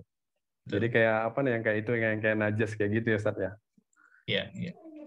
Nah, sempat kemarin sempat saya jelaskan juga di dalam fatwa itu 31 pengalihan utang itu ada skema transaksinya Bayi-Ina. Itu skemanya Bayi-Ina pengalihan utang itu. Pengalihan utang dalam arti bukan pengalihan utang hawalah ya. Di fatwa 31 itu namanya pengalihan utang, tetapi mestinya itu take over sebetulnya. Jadi dia ada nasabah sudah punya hutang di bank konvensional, baik itu misalnya hutang pembelian KPR rumah gitu, kemudian dia pengen take over ke syariah, itu bahasanya pengalihan utang, padahal esensinya take over, jadi bukan pengalihan utang yang hawalah kita pelajari, bukan. Itu skema yang ada di fatwa 31.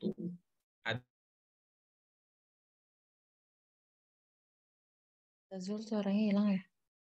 Apa jaringan saya yang hilang nih? Halo? Iya, jaringan beliau sama. Oke.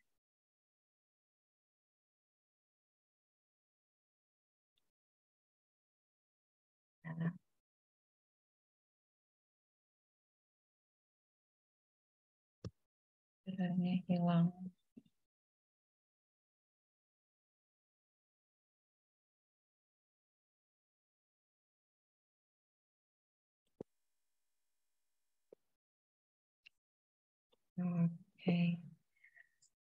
Oke.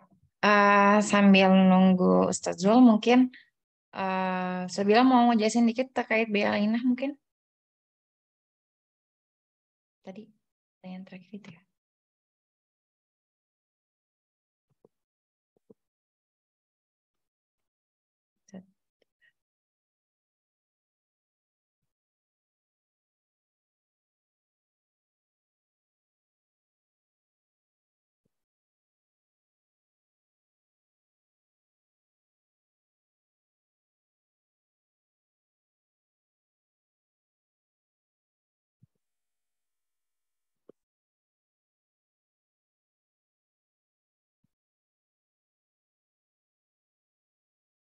Ya, ini Ustaz Bila lagi berbicara dengan kita kah?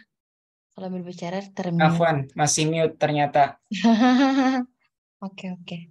Ya, jadi itu kayak jual beli bersyarat. Misalnya seseorang menjual barangnya ini memang perlu diada-adakan juga barangnya yang sebenarnya itu nggak perlu gitu di Bayi-Ina, cuma dibuat-buat ada barangnya. Jadi misalnya menjual laptopnya dengan harga cash dengan harga 10 juta rupiah, kemudian dia beli lagi laptopnya itu dengan harga 12 juta rupiah secara tunda seperti itu untuk mendapatkan uang tadi dengan tempo tunda gitu pembayarannya. Ya jadi dia ya kayak core sebenarnya, dia pengen dapat dana, kemudian dia rela dengan tambahan pembayaran seperti itu sebagai apa istilahnya konsekuensi dari penundaan pembayarannya tadi. Jadi barangnya kayak diada-adain gitu aja. Iya. Ini salah satu mungkin beberapa teman-teman, beberapa ulama ada yang nggak bolehin take over rumah nih. Salah satunya ini ya, dibilangnya adalah sama dengan bai'ah. Tapi kalau secara fatwa dibolehkan ya Ustaz Bilal ya? Dalam hal take over iya. Karena Mm-mm. memang mazhab Syafi'i juga membolehkan bai'ul inah. Mm-mm. Khilafan li jumhur. Syafi'i beda sendiri dari jumhur dalam hal itu. Ya.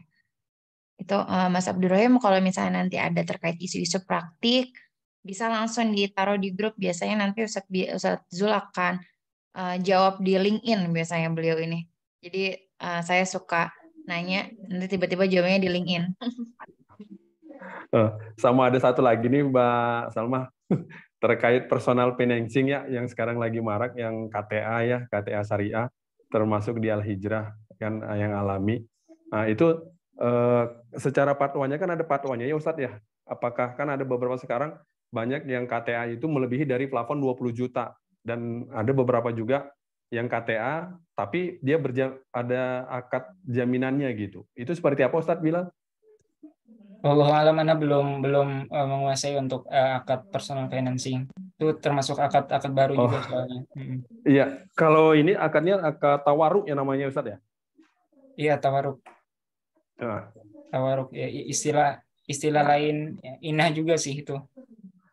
Iya, karena kan banyak sekarang KTA Syariah itu kan lebih dari plafon 20 juta. Kalau di fatwanya saya lupa lagi itu fatwa nomor berapa, nomor 2 atau nomor berapa gitu, yang fatwanya itu menjelaskan kalau yang personal financing itu nggak boleh lebih dari 20 juta. Tapi kenyataannya di lapangan banyak LKS yang menjual KTA ini lebih dari 20 juta gitu. Dan ada beberapa pun yang kayak jaminan gitu, dia persyaratkan juga walaupun tidak menjadi jaminan mutlak banknya gitu, kayak persyaratan jaminan titip, apa namanya, kayak prasyarat lah gitu, Ustaz.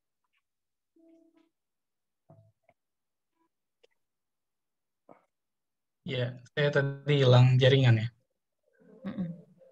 Gimana pertanyaannya? Ya, sebenarnya ada bahasan yang mungkin akan dijawabnya agak panjang nih Ustaz, terkait KTA atau personal financing Ustaz. Baik.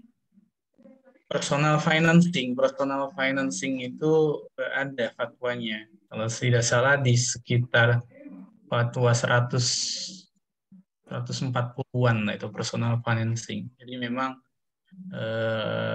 diatur oleh fatwa gitu. Ada fatwanya. Akadnya kalau tidak salah boleh menggunakan murabahah gitu. Terus ada juga IMBT gitu ya, Ustaz. Saya agak lupa, tetapi memang ada batasan-batasan. Batasan-batasannya seperti kalau personal financing itu dalam menggunakan akad jual beli kita nggak boleh pakai wakalah. Nggak boleh pakai wakalah, jadi kita harus membelikan barang yang mau dibeli. Kenapa? Kalau kita personal financing itu kita pakai wakalah, yang ada bukan beli barang yang pengen dibeli, duitnya aja diterima. Makanya dibatasi oleh fatwa itu nggak boleh menggunakan wakalah untuk menghindari penyalahgunaan itu tadi, khotra akhlaki atau moral hazard, kalau tidak salah seperti itu. Kalau nggak salah di fatwanya itu ada plafon maksimalnya Ustadz ya. Kan kalau nggak salah sih saya pernah ikutin yang kajian muamalah juga, itu dia nggak boleh lebih dari 20 juta gitu. Kalau personal financing itu kan lebih ke ultra mikro ya. Jadi pagu atau batas pembiayaannya itu di fatwa nggak diatur. Tapi diatur di dalam aturan regulasi OJK-nya. Karena yang masuk kepada pembiayaan ultra mikro itu yaitu tadi yang sebutkan nggak boleh lebih dari 10 juta kalau nggak salah. Jadi di fatwanya nggak diatur pagu berapa maksimal, tapi diaturnya adalah di aturan regulasi OJK-nya. Bahasa fatwa itu cuma besaran pagu maksimum pembiayaan itu mengacu kepada ketentuan pagu maksimum yang ada di pembiayaan ultramikro sesuai peraturan perundang-undangan gitu kalau nggak salah. Jadi fatwanya nggak ngatur nominalnya berapa, jadi dikaitkan kepada peraturan perundang-undangan terkait dengan ultramikro. Kira-kira itu. Siap.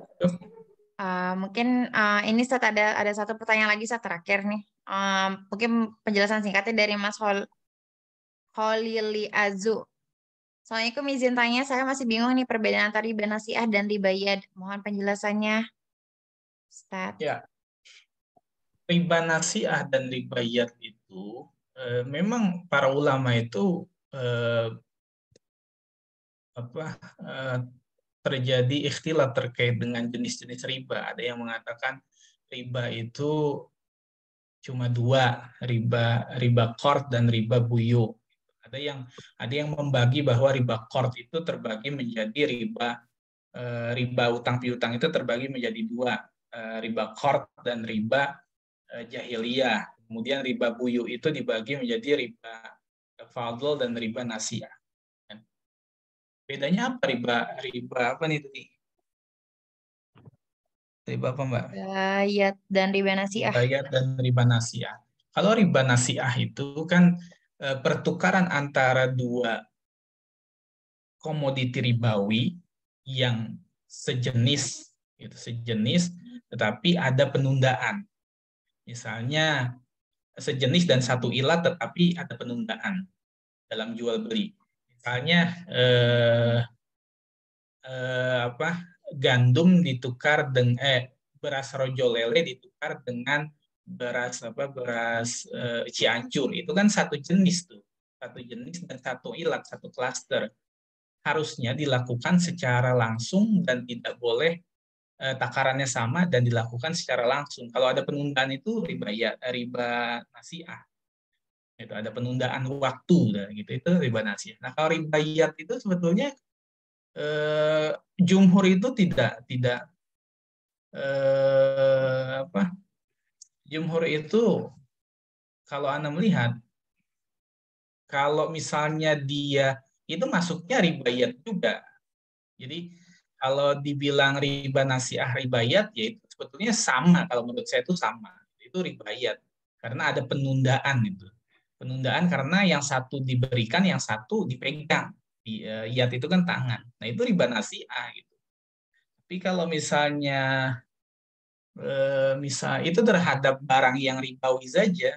Nah, kadang-kadang saya ngelihat konten yang ada di internet gitu, menyebutkan contoh riba yad itu misalnya antara ada orang bayar beli mobil gitu, uangnya diberikan, barangnya nggak diberikan. Itu contohnya adalah riba yad. Seperti itu bukan riba yad.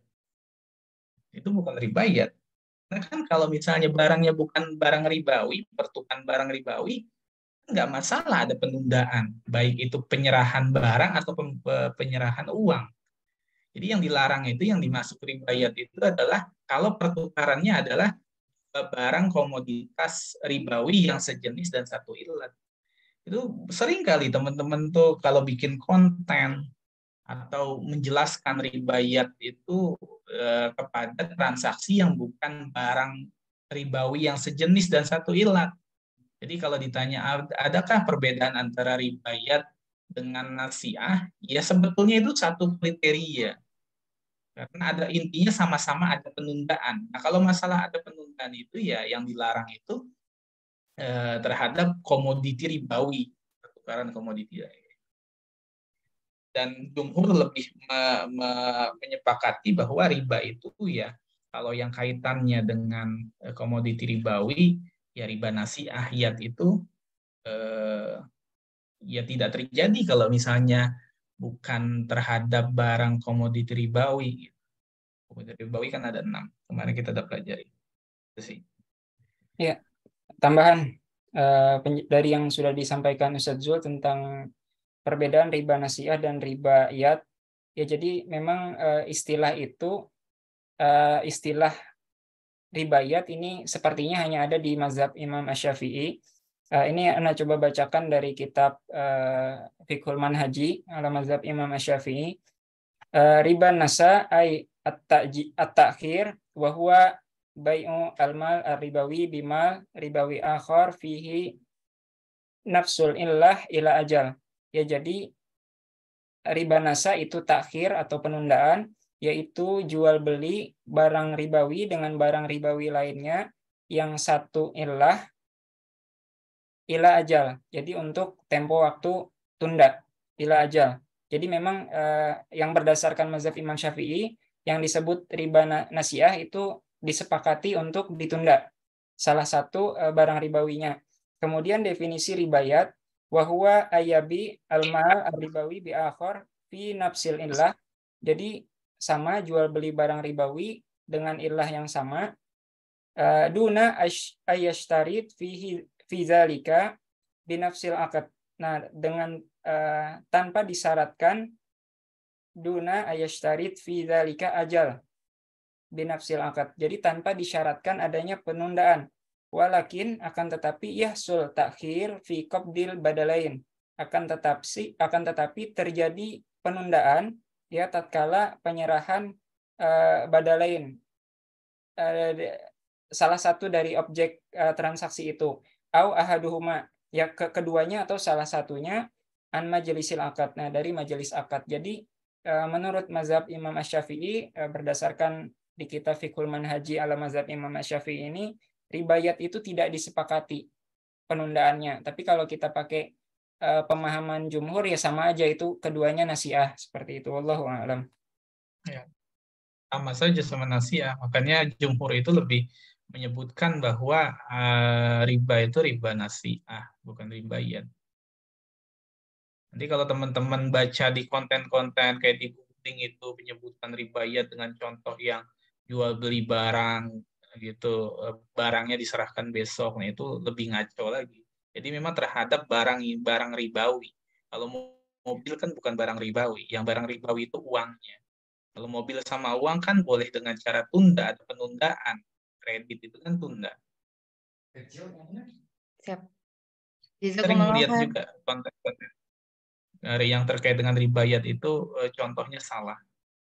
Jadi ribayat itu ya riba nasiah itu kalau dia memberikan contoh seperti riba nasiah ya baru bisa dikatakan.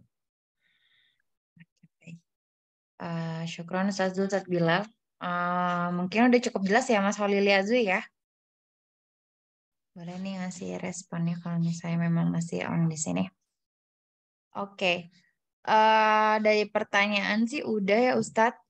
Kita masih ada kuis terakhir nih dan mungkin nanti akan foto bersama di akhir kalau yang berkenan.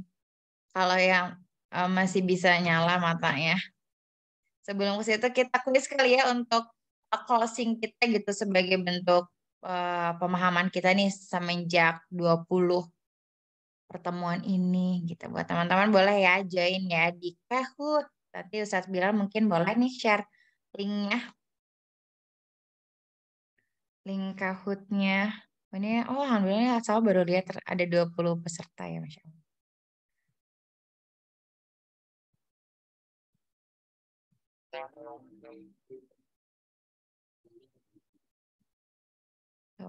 Ilham udah masuk. Ayo siapa lagi nih yang mau masuk yuk. Kita sebelum closing sambil nge-review juga ya teman-teman. Review terakhir kita nih. Ini ada Pak Abdurrahim udah masuk. Ada Nida. Terus siapa lagi? Ayo ada Mas Arif Riyadi masuk. Ada Daning. Mbak Daning. Ayo yang udah ikutan juga boleh dong. Kita biar bareng-bareng lagi review ya nanti ya. Zahra, ada Zahra juga. Kita tunggu berapa? 2 menit lagi, 3 menit lagi kali ya Ustaz. 2 menit lagi mungkin ya kita jam 22.21 kita mulai ya insya Allah. Gitu. Sambil mulai sama izin dulu ya mau minum sebentar. Ya.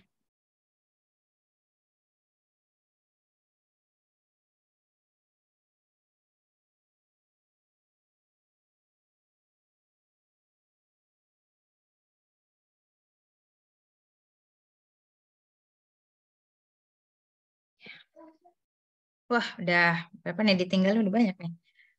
Pas sering-sering aja aku tinggal. 1, 2, 3, 4, 5, 6, 7, 8, 9, 10. Udah 10 orang nih, Masya Allah. Kita tunggu sekitar 1 menit lagi ya, teman-teman. Boleh nih kalau yang mau review-review dikit materinya ini selama 1 menit.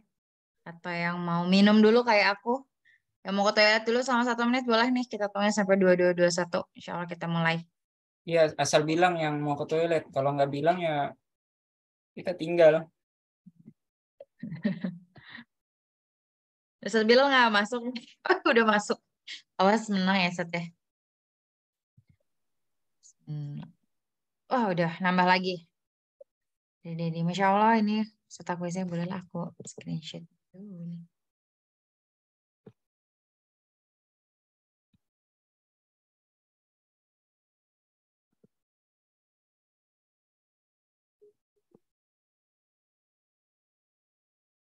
Menit lagi ya teman-teman. Mulai kuisnya.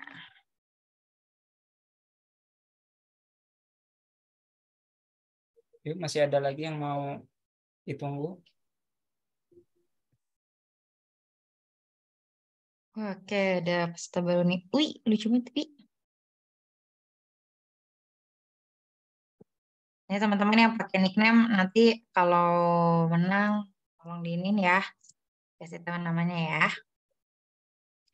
Oke, sudah jam 22:21 teman-teman. Bismillahirrahmanirrahim. Kuis terakhir Muamalah Talk Show kita mulai. Oke, Bismillahirrahmanirrahim. Jangan lupa berdoa dulu teman-teman. Bismillahirrahmanirrahim. Oh, masih nambah. Masya Allah. Let's go. Oke, dilihat handphonenya ya. Dilihat handphonenya. Oke, izin untuk bacaan juga soalnya ya. Akad penjaminan kewajiban baik hanya menjamin kehadiran orangnya yang berhutang atau juga disertai membayar hutangnya disebut dengan akad penjaminan. Apakah kafalah, apakah wakalah, apakah hawalah, apakah ju'alah.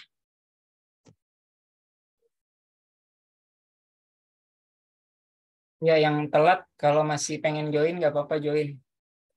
Nyusul. Oke, Masya Allah ini 5 orang yang benar ya, itu akad kafalah dan sisanya masih keliru teman-teman. Jadi ini kalau misalnya penjaminan itu adalah akad kafalah, boleh disertai dengan pembayaran hutangnya ataupun tidak. Di posisi pertama ada Mas Arif Riyadi, kedua ada Zahra, ketiga ada Bilal, keempat ada Uwi. Tambahan dalam akad kors diterbitkan dengan dipersyaratkan seperti bunga pinjol dan pay letter. Termasuk ke dalam riba apa nih? Ayo, tambahan. Tambahan dari pinjaman atau dari akad kors yang dipersyaratkan. Termasuk ke dalam riba kors. Ya, riba pinjam-meminjam. Insya Allah ini ada 9 orang yang benar dan 3 orang yang masih kurang tepat. Ini masih posisi pertama ada di Mas Arif Riyadi. Kemudian Zahra jadi posisi kedua. Dan ada Mbak Daning. Menyembunyikan cacat handphone yang dijual termasuk dalam transaksi. Ini awal-awal nih, transaksi apa ya? Apakah transaksi tadlis, hiar, najashi, atau ikolah? Ini salah satu akad yang kita bahas awal-awal pertemuan nih. Ayo. Oke, Masya Allah. Masya Allah nih yang benar 8 orang dan di 5 orang yang masih kurang tepat. Jadi akad tersebut adalah akad tadlis. Oh ini luar biasa ya permainan hari ini nih. Posisinya. Pengalihan hutang yang disertai komisi atau komitmen pembayaran hutang. Pengalihan utang ya, pengalihan utang. Pengalihan hutangnya disertai komisinya atau komitmen pembayaran hutang. Ada komisi sama dengan apa? Pengalihan sama dengan apa? Bahasa Arabin. Oke, hawala bil ujroh. Ya, ada teman-teman yang mayoritas benar ya, teman-teman ya. Mungkin agak kesilip ya namanya. Oke, Ustadz Bilal tolong ya. Kenapa? Ada di posisi 2. Lanjut. Pemilik menentukan harga minimal 50.000 dan membolehkan dijual dengan menaikkan harga sebagian keuntungan perantara. Termasuk ke dalam apa? Apakah ke dalam samsarah atau calo ataukah termasuk dengan bai, jual beli atau jualah atau ijarah? Aku spell tadi dikit.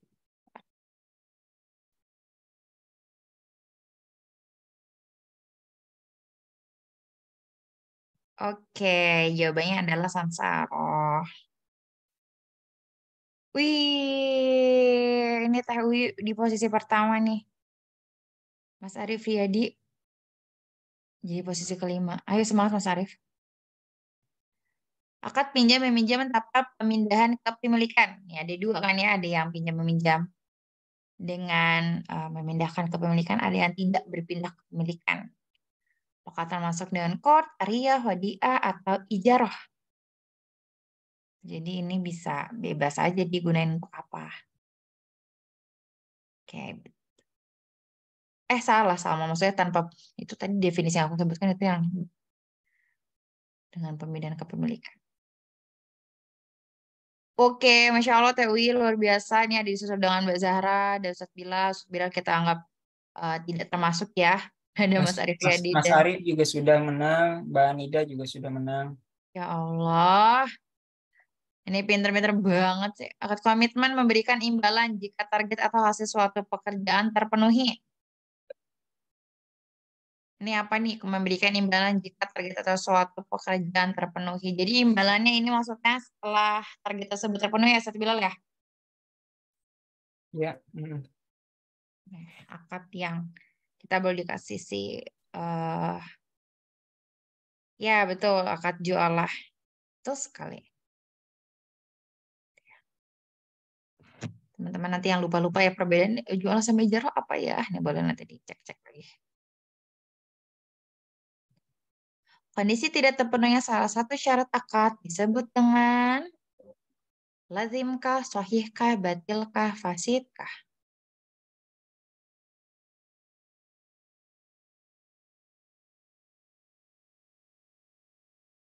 Ada sudah 10 orang nih yang jawab nih. Oh, sudah semuanya yang jawab 12 orang.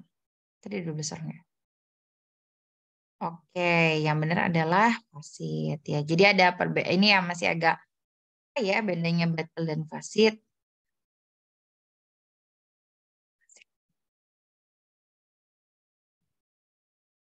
Mas Arif Riyadi langsung nih tiba-tiba di posisi pertama nih, Masya Allah. Pengambilan sesuatu dengan cara zolim dan terang-terangan. Termasuk ke dalam akad. Screen semua hilang.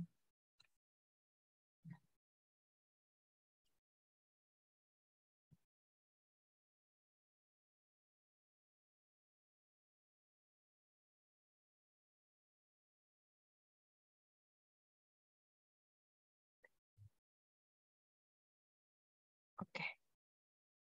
Oh, ada nggak suara? Oke, Mbak Zara udah di posisi pertama nih. Menyusul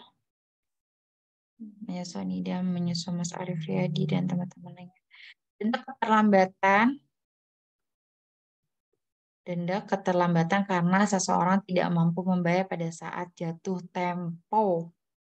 Disebut dengan riba apa? Denda. Ini sempat ada pertanyaan juga nih dari salah satu rekan kita yang dia menanyakan terkait denda. Ya betul, riba jahiliyah.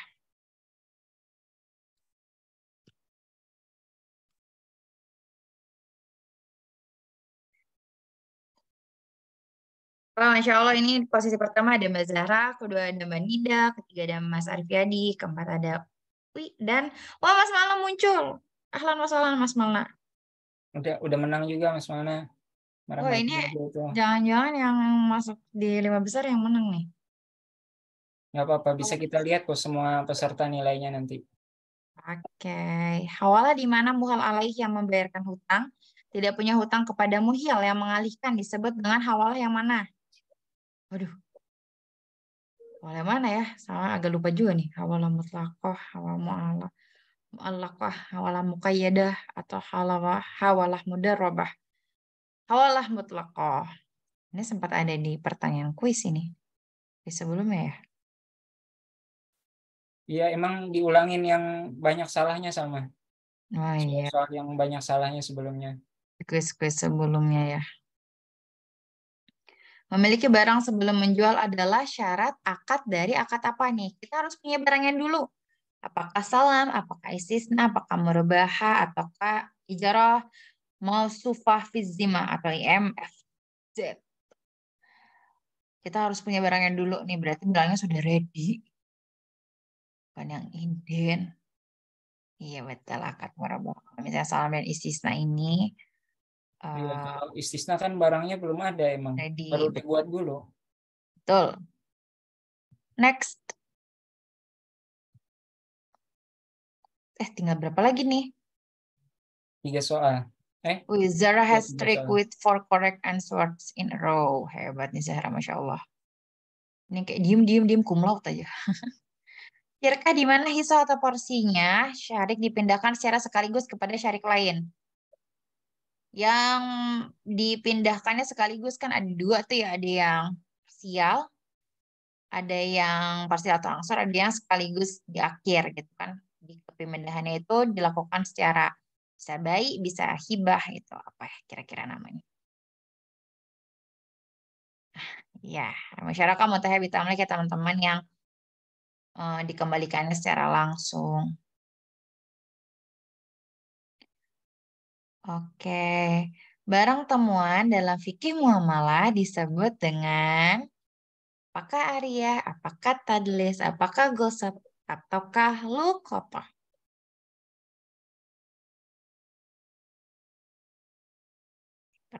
Dua pertemuan terakhir ya kalau nggak salah ya. Apa pertemuan terakhir ya? Hebat. 8 orang. Yang benar, 2-nya salah, dan 3-nya kalau nggak saya tidak menjawab berarti. Masya Allah ini Mbak Zahra ini satu ini. Pertanyaan terakhir. Pertanyaan terakhir nih. Modal dari dua belah pihak dan keduanya juga ikut bekerja sama. Nih, salah satu akad kemitraan. Aku spell tuh. Termasuk ke dalam akad apa ya, teman-teman? Modal dari 2 pihak dan keduanya juga ikut bekerja. Ya. Jadi nggak cuma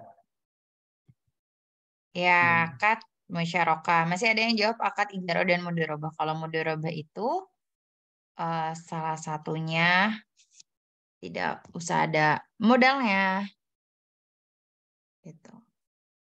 Oke, alhamdulillah kuis terakhir kita ini dalam Muamalah Talk Show sudah selesai, di mana alhamdulillah nih juara 3 adalah Mas Malna, juara keduanya adalah Mbak Nida, dan juara pertamanya adalah Zahra. Jujur sama baru ngeh nih Zahra.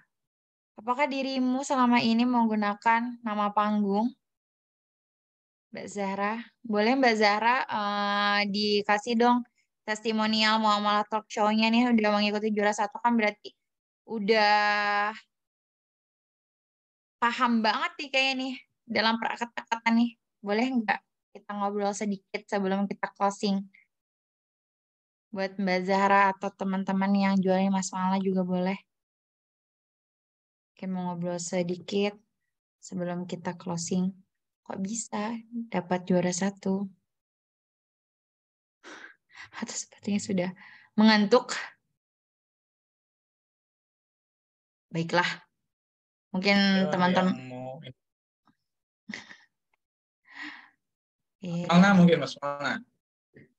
Ya, Mas Malna. Assalamualaikum.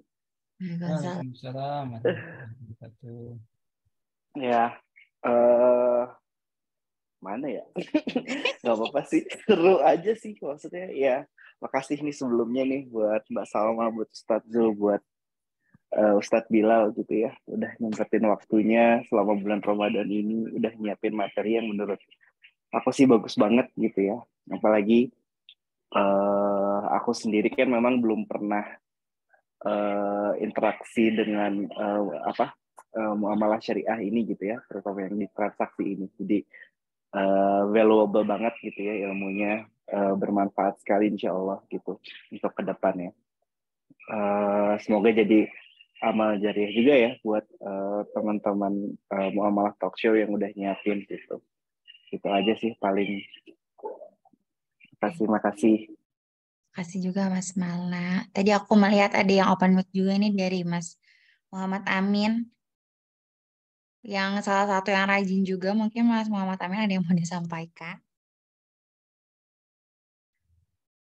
Atau tidak Kazadi. Oke.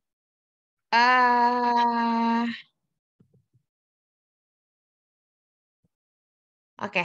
Mungkin tadi kepencet kali ya sama Mas Muhammad Amin. Mungkin itu aja ya Ustadz Bilal, Ustadz Zul nih. Kita alhamdulillah mungkin sudah terlalu malam juga malam ini. Dan ini salah satu yang bikin terharu adalah sebenarnya jumlah kita tuh relatif di jumlah pesertanya 18, 22, biasanya kayak gitu ya. Tapi yang sama perhatikan adalah orangnya ini tiap pertemuan tuh switching gitu. Jadi Masya Allah kalau dikumpulin mungkin akan lebih banyak lagi gitu. Kayak biasanya kan ada Mbak Caca, yang aku lihat ada Mbak Nadia, terus ada siapa lagi ya tadi tuh ya. Ada Mbak Mila biasanya yang aku suka lihat nih. Ini qadarullah mungkin mereka sedang itikaf mungkin ya. Jadi nggak bisa hadir nih beberapa teman-teman di situ di kita ini. Jadi terima kasih teman-teman. Semoga majelis ilmu ini bisa bermanfaat buat teman-teman semua. Dan jangan lupa di-share juga ya ilmu-ilmunya gitu. Nanti masalah materi yang selama ini kita pelajarin, tercompile, nanti linknya mungkin akan di-share lagi di grup. Itu materinya, ataupun nanti kalau misalnya mau rekamannya juga bisa dilihat di YouTube-nya Santri Nabawi. Dari aku mohon maaf juga ya teman-teman, karena sama kadang suka banyak nge-lag-nya dan suka ngeblank-nya dan gampang terdistract, mohon maaf. Semoga di Ramadan tahun depan bisa jadi ada aktivitas yang bermanfaat lagi dan sama sudah lebih berlatihan public speaking. Jadi terima kasih teman-teman sudah menjadi wadah saya latihan public speaking. Untuk Ustaz Bila dan Ustaz Zul boleh kalian closing nih.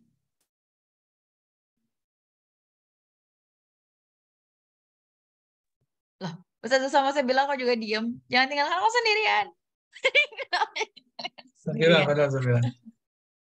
Ya, jazakumullah khairan teman-teman semua yang udah berpartisipasi di dalam kegiatan Muamalah Talk Show. Semoga apa yang sudah dipelajari bermanfaat minimal buat diri pribadi. Ya, kemudian minimal kita juga bisa bawa itu ke keluarga kita gitu. Mungkin dari anak-anak kita, saudara kita, baru meluas kemudian ke teman-teman gitu. Jadi mulai bisa kalau bahasanya mungkin bukan melarang, tapi ngajak diskusi dulu gitu teman-teman kita yang masih terjebak di transaksi-transaksi yang diharamkan Allah Subhanahu Wa Taala. Semoga jadi amal jariah juga buat teman-teman dan multi level pahalanya sampai kepada kami yang menyelenggarakan kegiatan ini. Amin Allahumma amin. Demikian. Ya, terakhir dari saya, teman-teman, untuk grup Muamalah Talk Show ini mungkin boleh stay saja. Kita isi dengan hal-hal yang bermanfaat, berbagi, atau misalnya ada hal-hal yang didiskusikan terkait fikih muamalah, bisa di-share ke situ saja, nggak apa-apa, menjadi wadah untuk berbagi ilmu saja. Saya kira itu, saya mohon maaf dan terima kasih untuk semuanya. Semoga di tahun berikutnya kita punya kesempatan waktu dan ini ya, umur yang panjang gitu untuk mengadakan sesi yang sama berbagi ilmu. Saya kira cukup. Assalamualaikum warahmatullahi wabarakatuh. Semoga 10 Ramadan ini terakhir, memang niatnya kita berhenti ini biar fokus bisa di 10 hari di akhir bulan Ramadan. Kira-kira itu ya. Oke, kita tutup ya teman-teman. Tadi terima kasih untuk Mas Amin yang udah open kameranya. Salam kenal Mas Amin dan teman-teman semua. Kalau mau catching up sama kita semua juga bisa di LinkedIn ataupun di Instagram kita.